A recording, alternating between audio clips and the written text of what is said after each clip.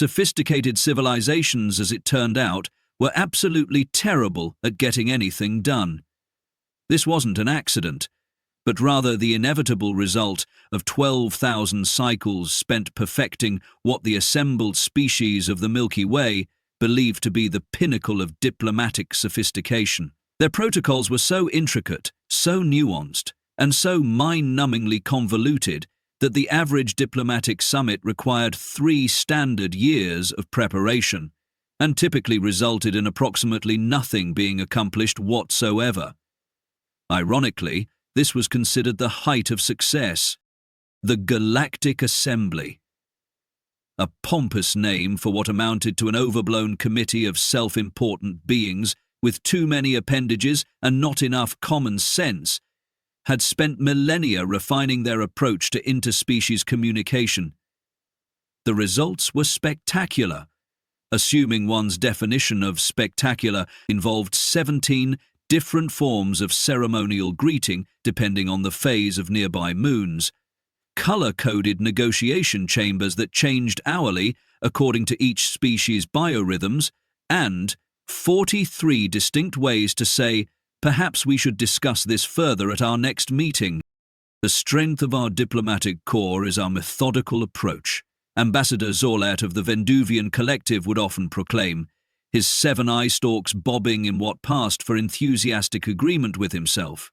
What he failed to mention was that their methodical approach had once taken 12 years to resolve a dispute over parking spaces at the Assembly headquarters.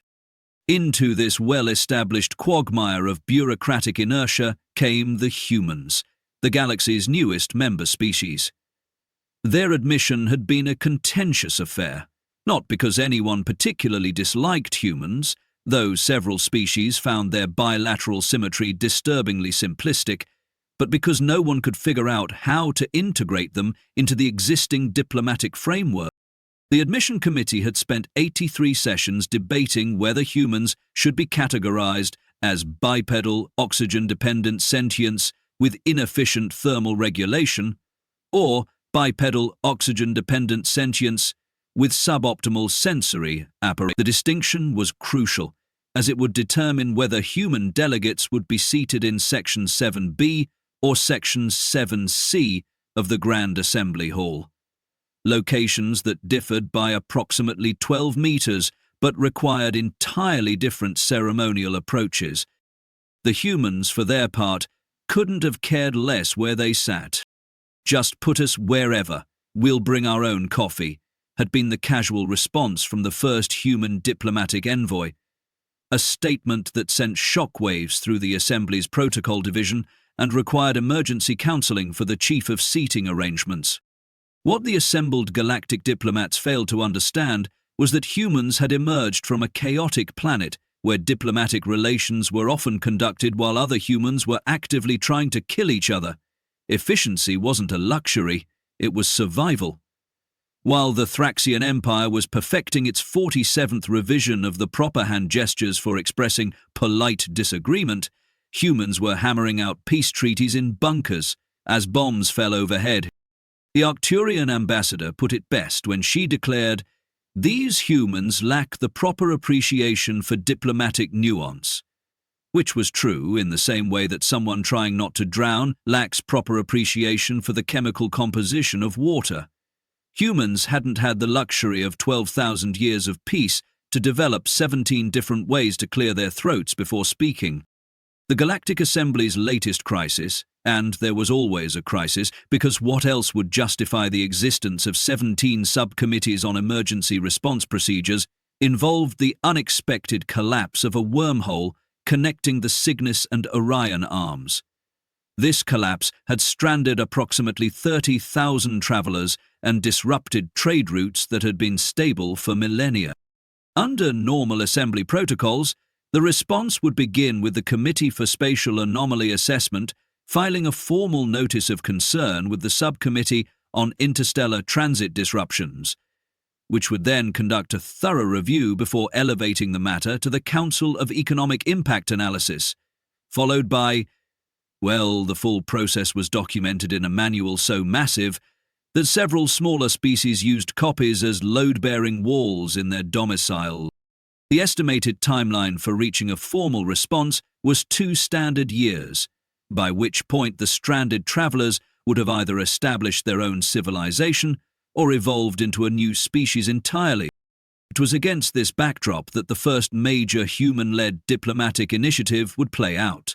The human delegation had arrived at the Assembly headquarters on Proxima Centauri b just 6 standard months earlier, late, according to the meticulously calibrated schedule, but early compared to the Hrulik delegation, which had been en route for 70 years and was expected to arrive fashionably late sometime in the next century. The humans had been assigned provisional diplomatic quarters in what was intended to be a section of the complex previously used for waste recycling. The joke was on the protocol division, however, as the humans immediately declared it cozy and reminiscent of graduate student housing before setting up what they called a pop-up bar and inviting random delegates over for something called happy hour, a concept that baffled species who measured time in epochs rather than hours. Even more perplexing to the established diplomatic corps was the humans' insistence on using direct language. When the Felborian ambassador began his traditional greeting, a 40-minute recitation of his ancestral lineage going back 70 generations, the lead human diplomat had smiled, waited politely for a pause, then said, "That's fascinating. I'm Jack. Now about this wormhole situation." The Felborian had nearly molted in shock. What the established galactic community failed to grasp was that humanity's diplomatic approach hadn't evolved in a vacuum of peace and prosperity. It had been forged in the crucible of a planet where resources were scarce, dangers were plentiful, and waiting 3 years to resolve a border dispute meant people starved. Unknown to most of the Assembly, the human delegation had been quietly conducting its own analysis of the wormhole collapse since their arrival. While the official channels were still debating which ceremonial garments should be worn to the first official assessment meeting, the humans had been making calls, analyzing data, and most shockingly of all, actually talking to the stranded travelers via unsanctioned communication channels. The humans had even committed the unpardonable breach of diplomatic protocol by speaking directly with the Cygnus Armed Transport Authority without first going through the designated 17 layers of intermediaries. "We thought it might be faster to just ask the people who actually operate the wormhole stabilizers what happened," explained one human diplomatic aide when questioned about this shocking behavior. The procedural oversight officer who received this explanation promptly filed for stress leave. As the Assembly prepared for its first formal session on the wormhole crisis, scheduled to begin with a mere 8 hours of ceremonial acknowledgements, no one suspected that the humans were about to upend 12,000 years of carefully cultivated diplomatic tradition. No one, that is, except for Ambassador Zorlat of the Venduvian Collective, who had made the mistake of accepting an invitation to grab a beer with the human delegation the previous evening, and had been horrified to discover that 6 standard drinks later he had somehow agreed to support what the humans were calling a more direct approach. As the ceremonial gongs began to sound, signaling the imminent beginning of the assembly session, Zorlat's eye stalks drooped, with what might have been dread or might have been his first experience with a hangover. Either way, the galaxy as he knew it was about to change forever. The grand assembly hall sparkled with the combined technological marvels of 1,000 worlds. Quantum-locked hovering platforms accommodated species that couldn't sit, anti-gravity wells for those who couldn't stand, and temperature-regulated isolation pods for delegates whose natural body chemistry would kill everyone else in the room. It was a testament to the Assembly's commitment to inclusivity, provided one didn't mind filling out the requisite 873 forms to request accommodation. The ceremonial procession into the hall was traditionally ordered by species age, galactic sector of origin, diplomatic rank, and, for reasons lost to antiquity, the number of primary photoreceptors possessed by each delegate. This resulted in a line so complex that 3 separate AI systems had suffered existential crises attempting to calculate it. The human delegation had been instructed to enter 437th directly after the sentient fungal network from Betelgeuse and before the crystalline hive mind of Deneb. They entered 3rd. "They're not supposed to be here yet," hissed an aide to the Grand Arbiter, a gelatinous being whose species communicated through carefully modulated ripples across its translucent surface. The Arbiter's entire front side frosted over in what xenolinguists recognized as the diplomatic equivalent of an aneurysm. "Sorry we're early," announced the lead human diplomat, a woman whose official title back on Earth was something like Under Deputy Vice Assistant Secretary, but who had introduced herself simply as Meg. The human delegation had eschewed the traditional ceremonial robes, opting instead for what they called business casual, which apparently meant dark blue fabric coverings with no visible ceremonial markings whatsoever. The appropriate entrance time for your species was clearly indicated in the 70-page preparatory document, vibrated the secretary to the Assistant High Chancellor of Protocols, a 12-foot-tall insectoid whose mandibles clicked with indignation. "Yeah, we skimmed that," Meg replied, triggering a wave of gasps that temporarily altered the room's atmospheric composition. "Look, 30,000 people are stranded, and trading routes worth trillions of credits are sitting idle. We figured maybe we could skip ahead to the part where we helped them." This statement was so transgressive that the Assembly's automatic translation system initially refused to process it, instead rendering it in most delegates' earpieces as request for clarification on procedural timeline sequencing. It was only when a junior human diplomat manually overrode the translation algorithm that the assembled delegates understood the true heresy that had been spoken. The GART ambassador, a being composed of symbiotic gas clouds contained within an ornate mechanical exoskeleton, released a puff of methane that indicated extreme disapproval. The procedures exist precisely to ensure optimal outcomes. One cannot simply skip ahead any more than one can skip ahead past the construction of a building's foundation. "Except we totally can," said Meg, pulling out what appeared to be a primitive data tablet. "While you are all preparing for this meeting, we've been talking to the stranded ships. Turns out the wormhole didn't collapse naturally. It was sabotaged." This statement caused such uproar that the automatic damping fields activated to prevent species with excitable emotional displays from injuring their neighbors. The Grand Arbiter's surface rippled so violently that 3 junior aides had to be treated for motion sickness. "This information cannot be verified. It has not gone through the proper channels," protested the verification committee chair, being whose species name translated roughly to those who validate all things thrice. "Actually, it can be verified," replied another human diplomat, tapping at his own tablet.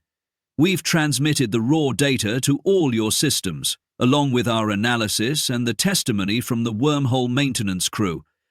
Also, we know who did it." The chamber, which moments before had been in uproar, fell silent. Even the most bureaucratically obsessed delegate couldn't ignore that last statement. The Grand Arbiter's surface stilled, then formed the intricate pattern that indicated formal acknowledgement. "Present your evidence, Earth delegation. Though this deviation from protocol will be noted in the permanent record." What followed was perhaps the most efficiently run presentation in the 12,000-year history of the Assembly.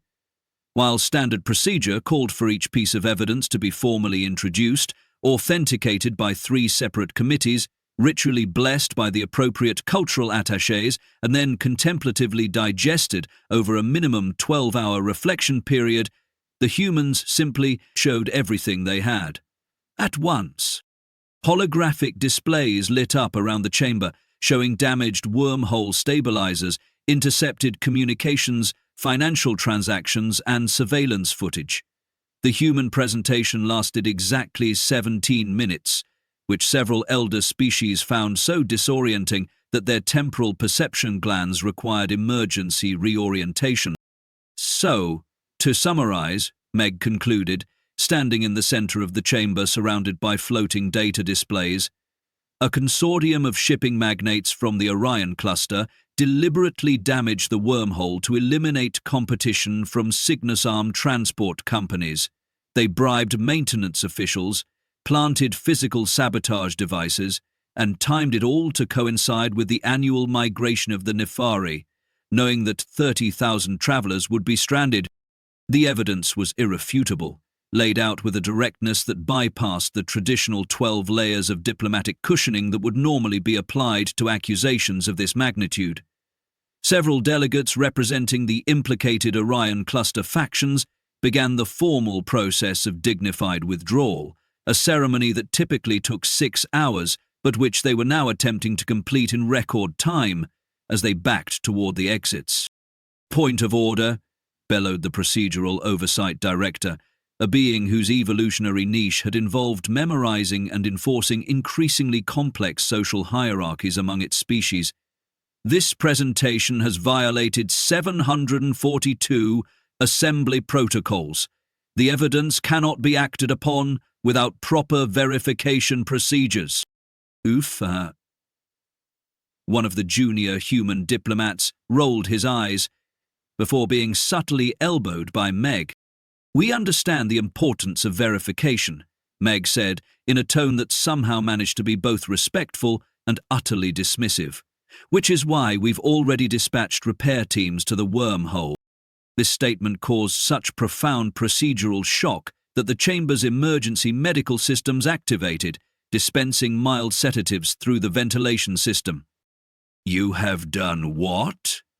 The Grand Arbiter's translucent form darkened to a deep purple, a color that diplomatic historians would later note had never before been observed in 12 millennia of galactic governance. "Well, while we were gathering evidence, we kind of figured out how to fix the wormhole too," Meg explained, projecting a new set of schematics. "So we called in some engineers, requisitioned spare parts from nearby systems. Yes, we filed the appropriate requisition forms, just with the expedited emergency code, and sent them to start repairs.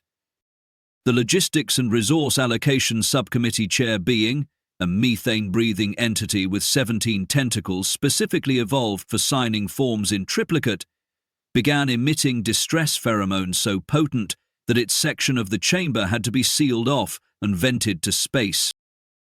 "This is unprecedented," declared the archival witness, whose sole function was to document historical departures from protocol. "No action has ever been initiated prior to the completion of the full assessment, deliberation, and authorization sequence." "The repairs are already 30% complete," replied a human technician who had joined the presentation remotely from what appeared to be the damaged wormhole station itself. "We should have those stranded ships moving within 12 hours. What followed was perhaps the most chaotic scene ever witnessed in the Grand Assembly Hall. Some delegates immediately began the formal process of censure, an elaborate ritual involving the ceremonial unfurling of specially dyed censure cloths. Others initiated emergency communication with their homeworlds to request guidance, a process so secure and encrypted that it typically took 3 days to send a simple yes/no query. Still others simply froze in bureaucratic paralysis, their brains unable to process such a fundamental violation of how things were done.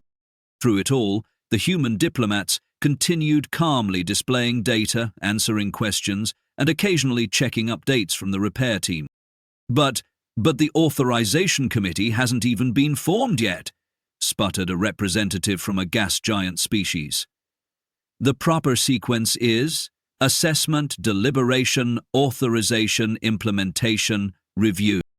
"Look," Meg said, her patience visibly thinning. "Those 30,000 stranded travelers don't care about your sequence. They are running out of supplies.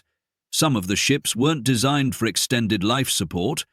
While this assembly was preparing to begin thinking about possibly considering the formation of an assessment committee, people could have died.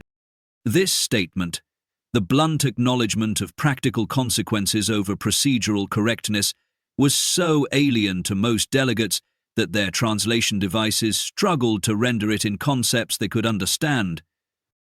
But without proper procedures, how can we ensure optimal outcomes?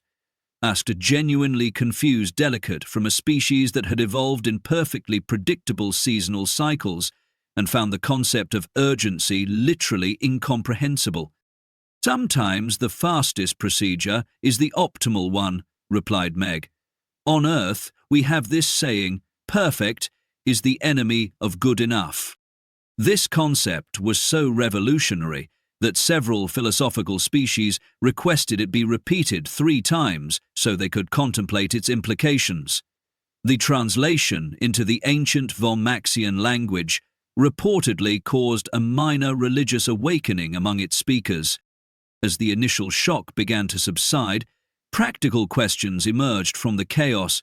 Representatives from the stranded ships' homeworlds cautiously expressed gratitude. Delegates from systems along the affected trade routes began inquiring about timeline specifics rather than procedural violations. Most significantly, Ambassador Zolot of the Venduvian Collective, still nursing what humans called a wicked hangover, rose to address the assembly. Well, the Earth delegation's methods are unconventional, he began, his eye stalk still drooping slightly. Their effectiveness cannot be denied. Perhaps, in this one instance, we might consider the results rather than the process. Coming from a senior member of one of the Assembly's founding species, this statement carried tremendous weight. Several delegates who had been most vocally opposed to the human intervention suddenly found reasons to moderate their objections.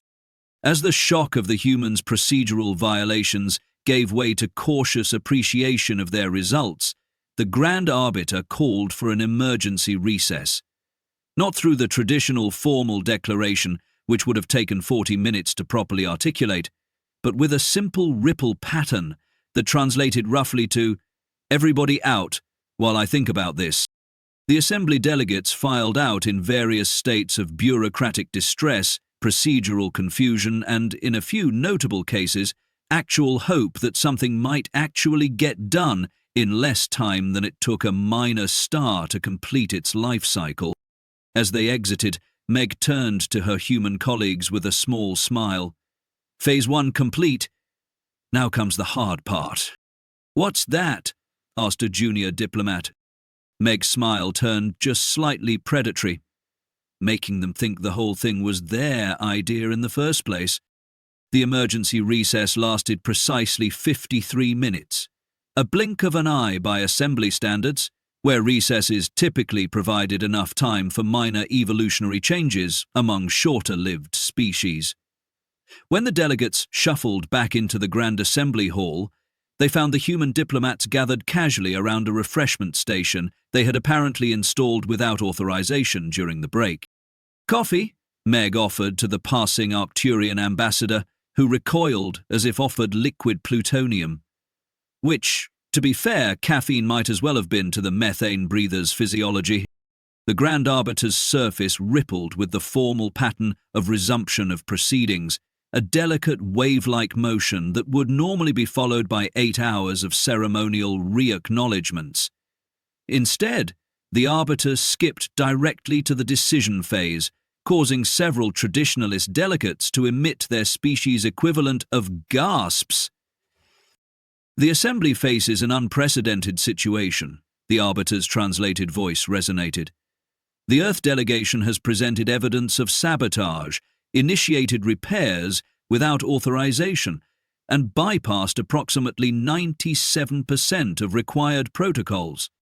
The human diplomats stood calmly in the center of the chamber, sipping their coffee.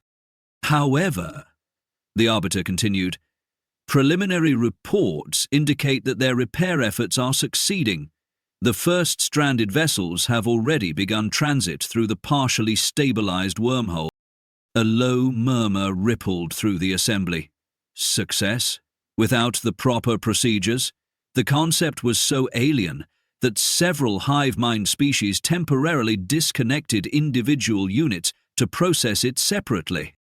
We propose a modification to standard protocols, announced the logistics coordinator, whose 17 tentacles were trembling slightly at the heresy of the words emerging from his speech orifices.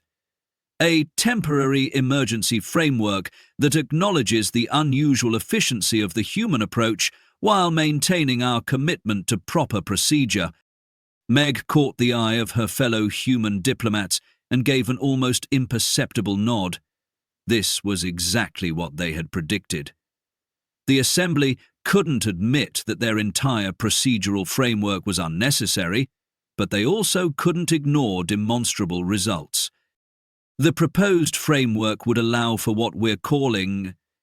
The coordinator paused, clearly struggling with the concept. Expedited implementation prior to full authorization in certain clearly defined emergency situations. What followed was the spectacle of the assembly trying to create streamlined procedures, which was rather like watching a star-spanning bureaucracy attempt to tie its own tentacles into knots. The proposed emergency framework quickly ballooned to include 17 different emergency classification categories, 43 distinct approval pathways, and a mandatory 80-page post-action justification document.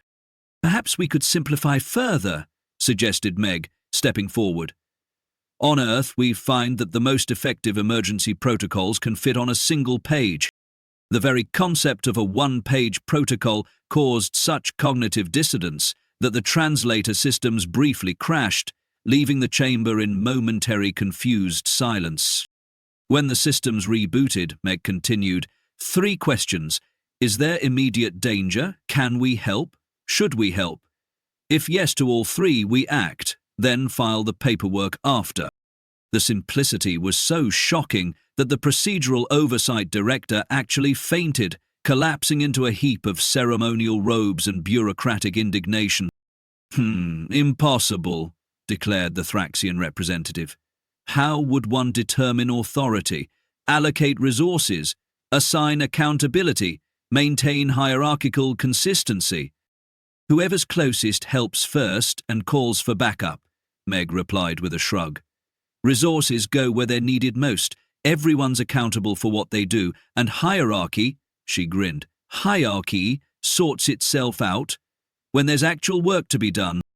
This statement was so revolutionary that several philosophical species immediately requested a 10-cycle meditation period to contemplate its implications. They were politely denied. Let me get this straight, said Ambassador Zorlat, his eye stalks now perked up with interest. Your entire emergency response protocol consists of see problem, fix problem, file report later? Pretty much, Meg nodded. We find that people who are good at solving problems aren't always good at filling out forms, and people who are good at filling out forms aren't always good at solving problems. The assembly delegates buzzed with a mixture of horror and fascination, like spectators watching someone perform heart surgery with a spoon. It was appalling, terrifying, and yet somehow compelling. We have progress reports from the repair team, announced one of the junior human diplomats, displaying a holographic update. Wormhole stability now at 78%. All stranded vessels with critical life support issues have been evacuated. Projected complete restoration in 4 hours. The display showed a team of mixed species, humans working alongside engineers from a dozen worlds, all ignoring formal protocols in favor of getting the job done. Most shocking of all, they appeared to be enjoying themselves, sharing tools and technical jokes across species barriers without filing the proper humor exchange authorization forms. This is anarchy, whispered the verification committee chair, Being. But there was a hint of something new in their voice. Not disapproval, but wonder. We call it cutting through red tape, replied Meg, "and sometimes you need scissors more than you need another form." As the repair updates continued to stream in, showing undeniable progress, the mood in the assembly shifted. The initial outrage gave way to reluctant admiration, then to cautious interest. By the time the wormhole achieved 90% stability, delegates were openly asking questions about the human method, taking notes, and, most revolutionary of all, suggesting simplifications to their own procedures. The Grand Arbiter's surface displayed the pattern that xenolinguists would later translate as pragmatic resignation. The Assembly formally acknowledges the effectiveness of the Earth diplomatic approach in this specific emergency situation, the Arbiter announced. "We will establish a committee to study the implementation of simplified protocols for similar future scenarios." It was perhaps the highest compliment the Assembly could give, the creation of a new committee, but the humans recognized the seismic shift hidden beneath the bureaucratic language. For the first time in 12,000 years, the Galactic Assembly was considering the radical notion that sometimes, just sometimes, you could solve a problem by actually solving it. As the session concluded, 3 days ahead of the scheduled minimum duration, Meg turned to her team with a satisfied smile. "Phase 2 complete," she murmured. "They think they're just making a small exception. They don't realize they've just started a revolution." 6 standard months after the wormhole crisis, a most peculiar phenomenon swept through the Galactic Assembly. Meeting durations had shortened by 63%. Emergency response times had decreased by a factor of 12. Most shockingly of all, things were actually getting done. The statistical analysis coordinator displayed the results with chromatophores flashing patterns of disbelief. Diplomatic incidents resolved up 87%. Resource allocation efficiency improved by 74%. Delegate satisfaction ratings, the being paused, running the calculations again, increased by 91%. Ambassador Zorlat, now serving as the head of the newly formed Crisis Response Directorate, bobbed his eye stalks in what had become his signature gesture of approval. All because we started asking, "Can we help?" instead of, "Which form should we fill out first?" The Grand Arbiter's surface rippled with the pattern for cautious endorsement, a significant upgrade from its earlier pragmatic resignation. "The Assembly acknowledges the contribution of Earth diplomatic methods," the Arbiter announced. "The human approach is formally adopted as an alternative procedural framework." The human delegation, now expanded and occupying a significantly upgraded section of the Assembly complex, exchanged subtle smiles.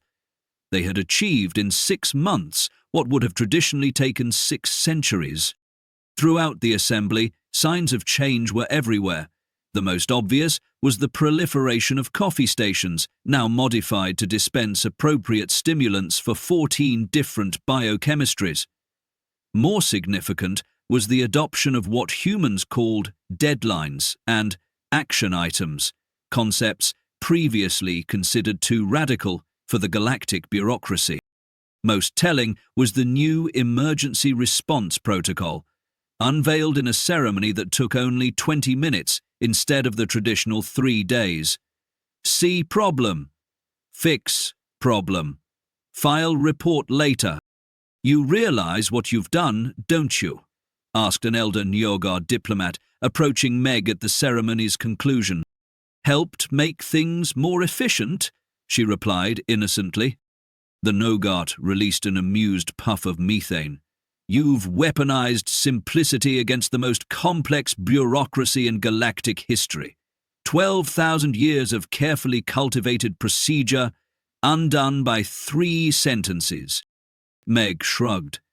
"We didn't set out to revolutionize galactic diplomacy. We just wanted to get those people out of the wormhole before they ran out of air." "And that," sighed the Nogart, "is precisely why your method worked." In the months that followed, the transformation accelerated.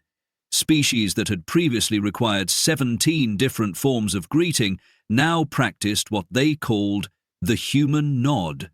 The procedural oversight director, initially the most vocal opponent of the changes, had become their most enthusiastic proponent after discovering the joy of actually resolving problems instead of merely documenting them. Perhaps most revolutionary was the adoption of the human phrase, "let's just fix it," which had begun appearing in formal diplomatic communications across 600 star systems. Linguistic scholars noted that in several languages, the phrase was becoming a single word, an evolutionary leap in communication that reflected a fundamental shift in thinking. As Meg rejoined her team, now recognized throughout the assembly as the humans who get things done, a junior diplomat asked, "Mission accomplished?" "Phase 3 complete," Meg confirmed with a smile. "They've officially adopted our approach." "So what's Phase 4? Meg's smile turned mischievous. "Oh, that's the best part. In Phase 4, we introduce them to the concept of the weekend." Throughout the vast, star-spanning Galactic Assembly, no one yet realized that the greatest diplomatic revolution in 12,000 years had begun with coffee, direct language, and the radical notion that perhaps, just perhaps, the most sophisticated approach was the one that actually worked.